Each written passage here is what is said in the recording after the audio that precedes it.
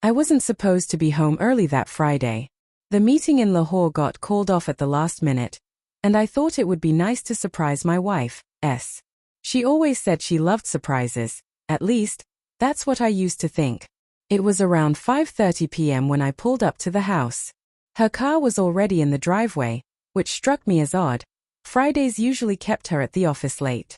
I remember feeling oddly excited, imagining the two of us cooking dinner together for once, maybe laughing about work, maybe even talking about that vacation we'd been postponing for months. But when I stepped through the front door, something felt off. The air was too still, the kind of silence that feels like it's pretending. Then I heard it, a soft laugh. Not hers. A man's. For a second, my mind refused to accept what my ears were telling me. I froze in the hallway, hands still gripping the doorknob. The sound came from the living room, where the curtains were drawn even though sunlight still spilled through the edges. I took one step forward, heart pounding so hard it drowned out everything else. "Stop," said, her voice low. "He might come home soon." "Relax," the man replied, laughing. "You said he always stays late." I don't remember dropping my keys, but when they hit the floor, the sound sliced through the air. Silence. A heartbeat later, she appeared in the doorway, hair disheveled, wearing my old college sweatshirt. Behind her, a man was hurriedly buttoning his shirt. I knew him instantly. Arif.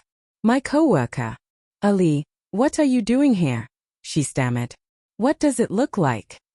I managed to say, my voice calm but trembling underneath. Arif tried to speak, but I raised a hand. "Don't. Just go." He did. The door shut behind him, and suddenly it was just the two of us, standing in what used to be our home but now felt like a stranger's house. I didn't yell. I didn't throw anything. I just sat down on the couch, the same one we'd picked together after arguing for hours over the fabric. She stayed standing, shaking like a child caught in a lie. Was it just him? I asked after a long silence. She hesitated.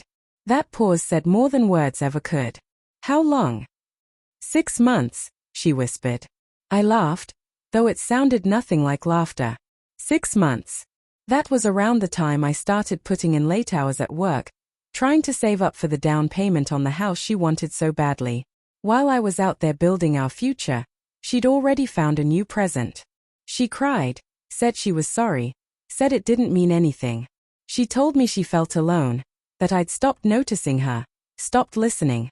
Maybe she wasn't wrong about that, but it didn't make what she did any less cruel. Because while she was lonely, I was exhausted, but faithful. For weeks after that day, the house became a silent war zone. We spoke only when necessary. Meals were separate, the air thick with words neither of us could say. She tried to fix it, to explain, but I couldn't find the energy to care. Then one night, while sitting alone in the living room, I opened a folder on our shared laptop by accident. It was full of messages, screenshots, photos, private jokes, plans for the future.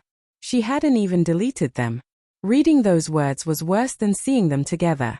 It wasn't just about sex, it was emotional. They had laughed about me. How predictable I was, how oblivious. And that's when something inside me broke. I hadn't wanted revenge. Not at first. But after that. Seeing how easily they had laughed at me, I wanted her to feel the same sting of humiliation I'd endured.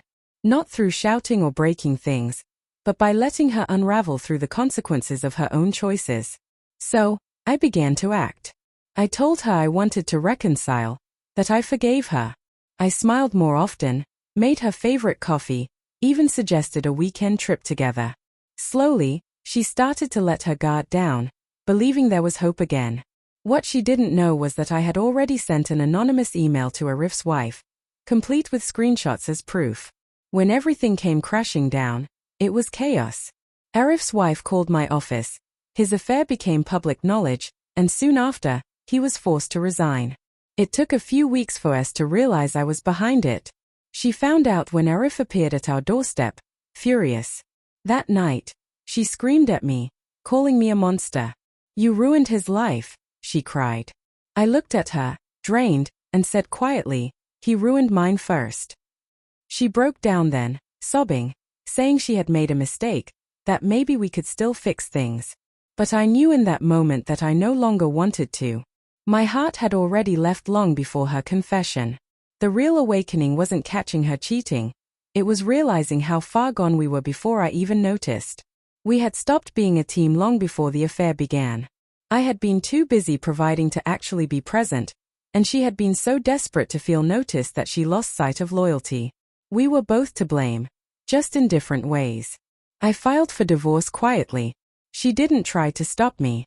On the day I moved out, she stood in the doorway, smaller and sadder than I'd ever seen her. "I didn't want it to end like this," she whispered. "Neither did I said. "But maybe it needed to." It's been a year since then. I live alone now in a small apartment overlooking the city lights. Sometimes I still catch myself reaching for my phone to text her, then stopping. The anger is gone. The pain has dulled into something gentler, like a scar that doesn't hurt anymore but never quite disappears. Strangely, I'm thankful. If I hadn't come home early that day, I might still be living a lie. That moment wasn't a curse, it was clarity. I needed to stop pretending everything was fine.